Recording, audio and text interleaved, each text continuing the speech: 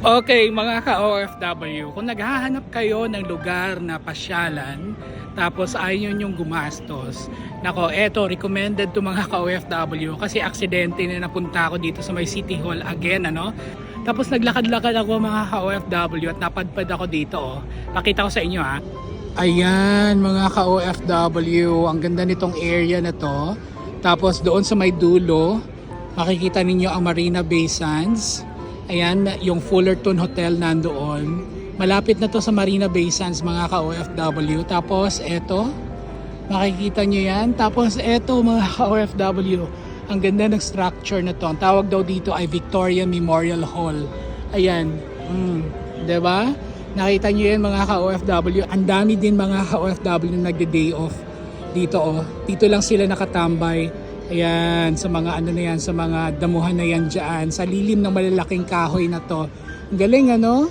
Kasi alam ko mga ka-OFW, ang dami sa inyo nag-iisip kung saan ba tayo tatambay, saan ba tayo pupunta kapag off natin, kailangan ba talagang gumastos. Actually, ang gagastusin mo lang talaga mga ka-OFW is pamasahe. Yun lang talaga ang gagastusin mo.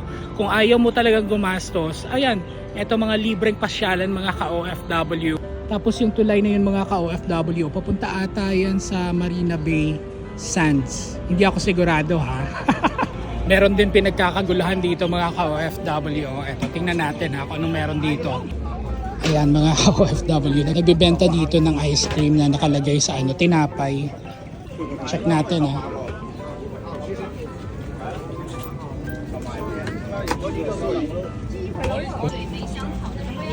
Ayan yung ginagawa. 150. 150. Okay, bili tayo mga ka-OFW. 150 lang pala to. Akala ko 10 dolyares. Anong flavor ang kukunin natin? Siguro durian, ano? Yan yung mga flavor, oh.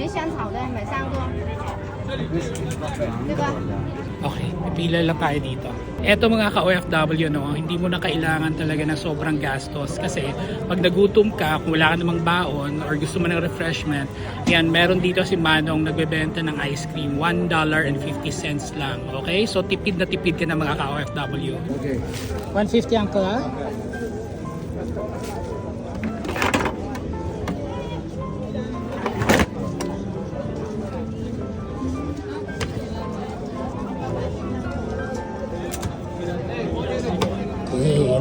Bread. Yes, please. Bread is $2. Oh no, the 150 only. Wafer. Yeah, wafer. Wafer pala. Ayan.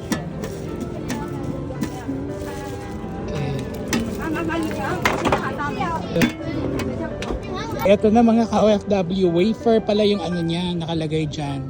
$1.50. Diba? Okay, try natin mga ka-OFW kung masarap ba. $1.50.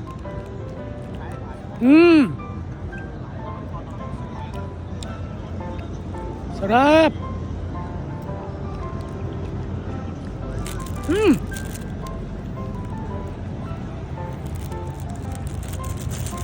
Tamang-tama mga ka-OFW sa mainit na panahon. So wag kayong makakalimot magdala ng tubig, tapos towel, kasi nga pagpapawisan kayo habang naglalakad kayo dito sa area na to. Ayan, sarap!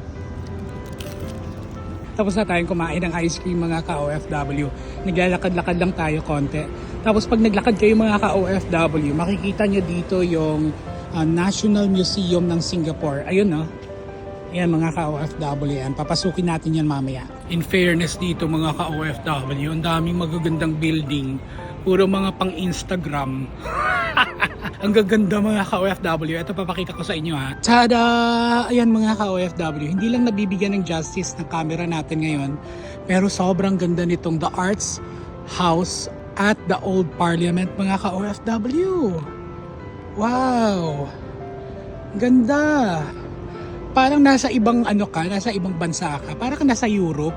Yung mga ka-OFW. Ayun si Kuya, oh. Ayan, tingnan nyo mga ka-OFW. Wow. Alam nyo dito kasi sa Singapore, kailangan talaga dito meron kang stamina sa paglalakad-lakad kasi nga halos lahat ng mga tourist attraction dito magkakadikit lang tapos kailangan lakarin. Kaya magbaon ng maraming tubig. At kung maglalakad-lakad pa kayo ng konti, mga ka-OFW, eto naman ang bubungan sa inyo. Ayan, oh. Yan, mga ka-OFW. Ganda, no? Wow. Eto naman mga ka-OFW, etong harap nitong building na tinatawag nilang House of the Old Parliament. Ayan, no? Ang ganda, no? Wow. Hindi pala, the Arts House at the Old Parliament. Ganda mga ka-OFW. Tapos katabi, itong building na to. Yung magkakatabi lang dito, yung parang mga old buildings nila mga ka-OFW. Ang ganda magpa-picture dito. You know? Oh, di ba mga ka-OFW, hindi nyo kailangan gumastos para lang makagala dito sa Singapore. Kasi nga, ang dami dito mga pasyalan na libre. Hindi kailangan gumastos. Pamasahin na lang. Eh kung malapit naman kayo sa mga tourist attraction, eh di lakarin nyo na lang. O, iwas gastos pa rin, di ba?